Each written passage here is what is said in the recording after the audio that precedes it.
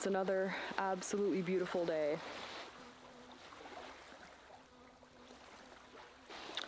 We haven't had bad weather since we've been here, which has only been a few days now, but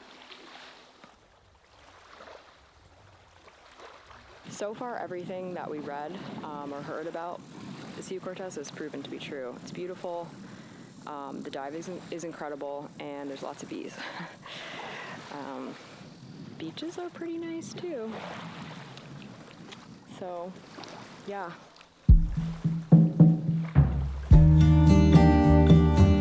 We've just begun our cruise of Mexico's stunning Sea of Cortez. We arrived only days ago, but so far, we're very pleased.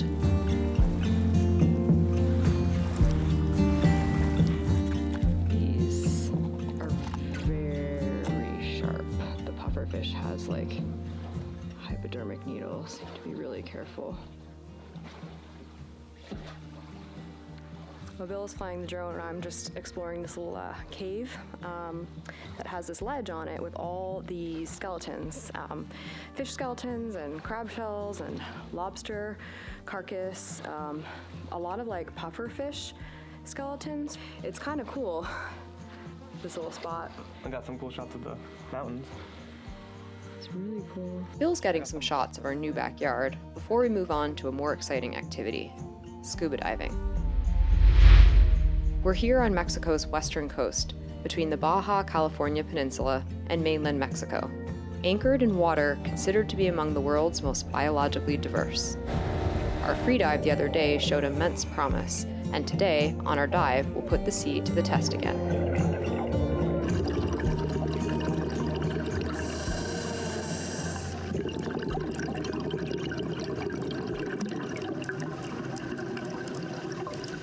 Today, we're diving a sunken Chinese refugee ship known as the Fang Ming. At 184 feet long, she had been underway for 2 long months and was lacking adequate food and water provisions for the passengers aboard. 95 immigrants bound for the United States. The vessel was intercepted by the Mexican Navy in the spring of 1995, where the immigrants were found in unsanitary conditions in extremely confined space. The illegal mission was terminated and the passengers transported to the US and eventually back to China. It was decided that the ship would be decommissioned, stripped of all hazardous waste, and deliberately sunk to serve as an artificial reef for coral, fish, and other sea life. She now sits in 72 feet of water, just off the western side of island Espiritu Santo, protected from wind and swells, and close by to large coral reef structures.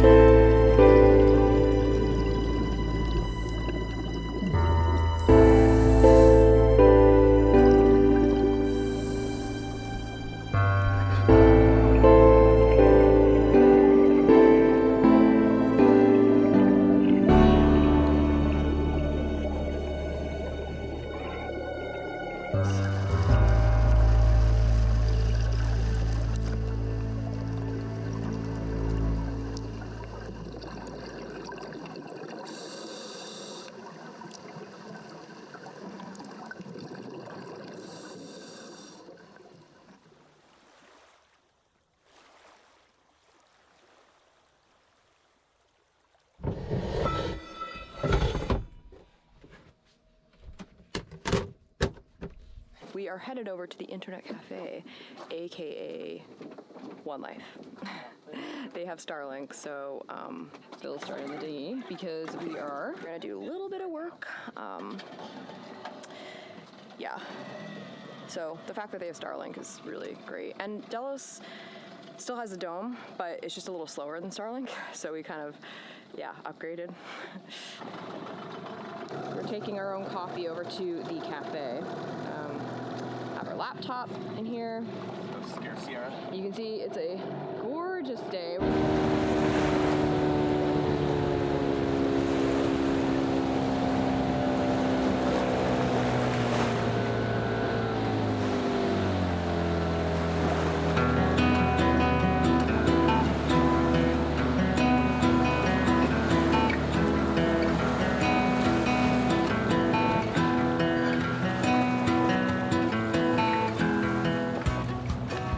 Hey guys!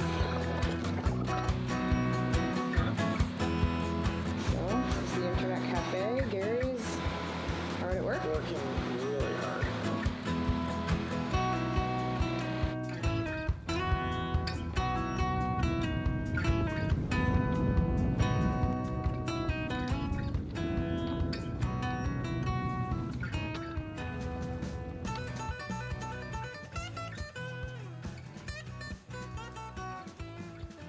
So Grace is just making some tacos with the grouper that we caught yesterday. And we're trying to eat quickly because we're going on a night dive tonight. It's actually Grace's first time going on a night dive, so she said she's gonna stay on me like white on rice. Oh yeah. She's not gonna wander around this time. Grace has a propensity to wander underwater, but not tonight. Yeah. I won't be seeing animals and then going running off, hopefully. Got our cameras out and dive lights. This is going to be my first night dive with scuba ever, and so I'm pretty excited about it, a little nervous. It's kind of, I think it's supposed to be kind of as weird as you can imagine, since you're just completely in the pitch black. So yeah, but you're supposed to be able to see some really interesting things, a lot of phosphorescence and bioluminescence and stuff, so I'm really excited for that. And yeah, Bill is my buddy, and also Brian and Kaza. So I'm with 3 really experienced divers, and yeah, I'm just watching the sunset, getting excited. Ate those fish tacos, they're real good. And yeah, almost ready to go.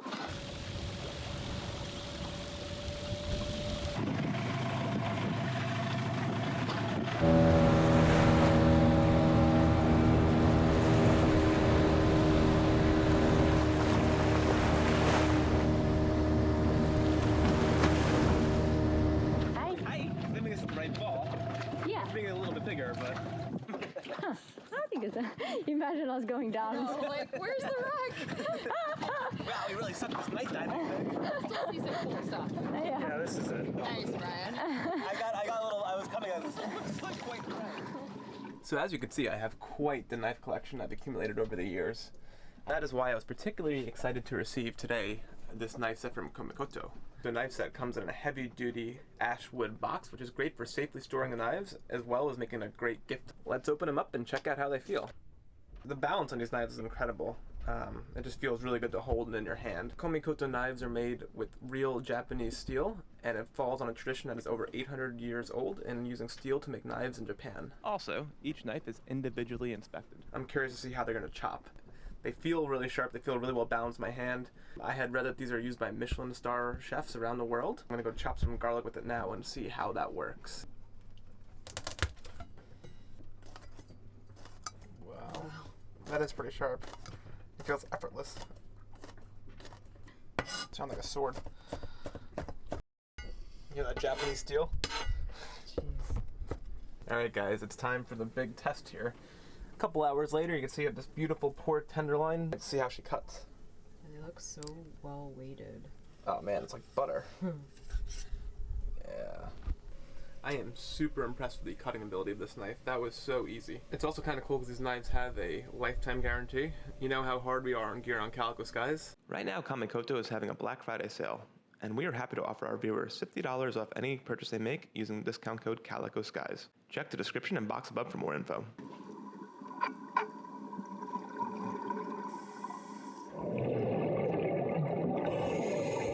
For tonight's dive, we've decided to go back to the same spot we dove earlier, the Fang Ming wreck.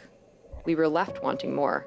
Plus, now that we've scoped it out, it will make diving it at night easier and safer.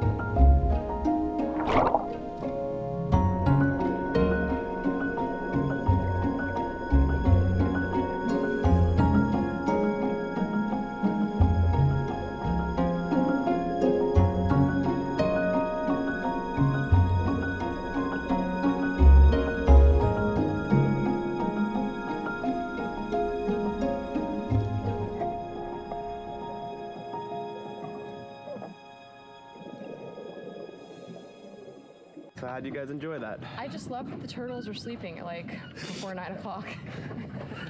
It's pretty cool. So cool. And the fish sleep too. I didn't realize that. I mean, everything sleeps.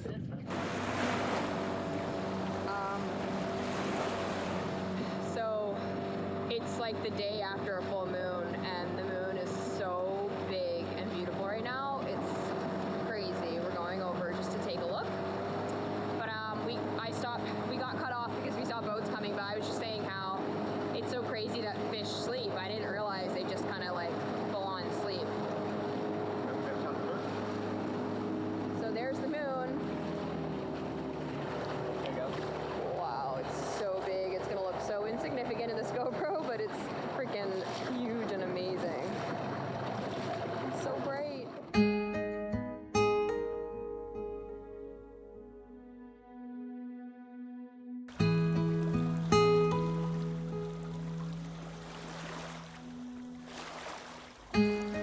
Well, we've decided that we are going to move to a new spot today. Just a few miles up. I think like 5 miles up. Is that right? Yeah, maybe even less than that. Pretty close. Bill's just fixing something. As usual.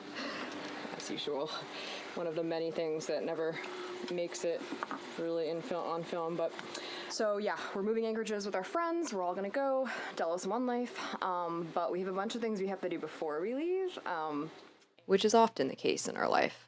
This morning, it's the generator, which hasn't been running smoothly lately. As you can see, we are having generator issues here. 3 days in paradise and we'll all have broken stuff, but I'm trying to clean the carburetor, and somehow this fuel's like, the fuel tank's at this level, and the hose is above the fuel tank. Somehow it's dripping out. Like, I don't know if it's pressurized or what's going on here.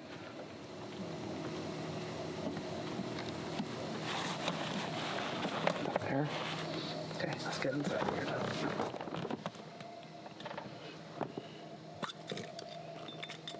Whoa.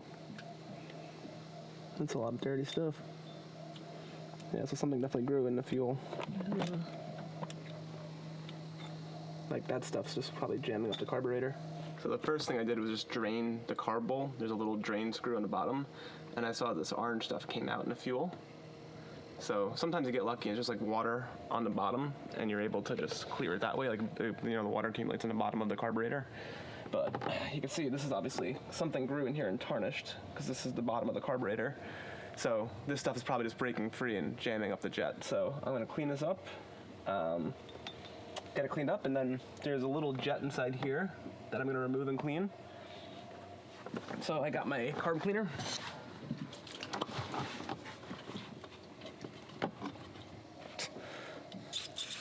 Ooh.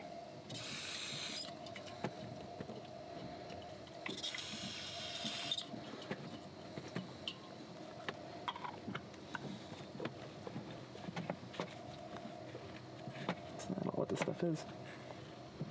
Nasty though. So these are either the jets from the carburetor. These are like where the fuel shoots out. That's what the little jets, or the little fuel where the fuel comes out. Yeah. I fill up a cap full and soak them for a little bit in carb cleaner, and then I usually run a needle through each one to make sure that it's they're all clear and clean. That's kind of, you get it through, and you just kind of make sure there's nothing gumming up inside there. Yeah, so it should be, hopefully, get a little spray and then put this back together. So cleaning did the trick, huh? Cleaning did the trick.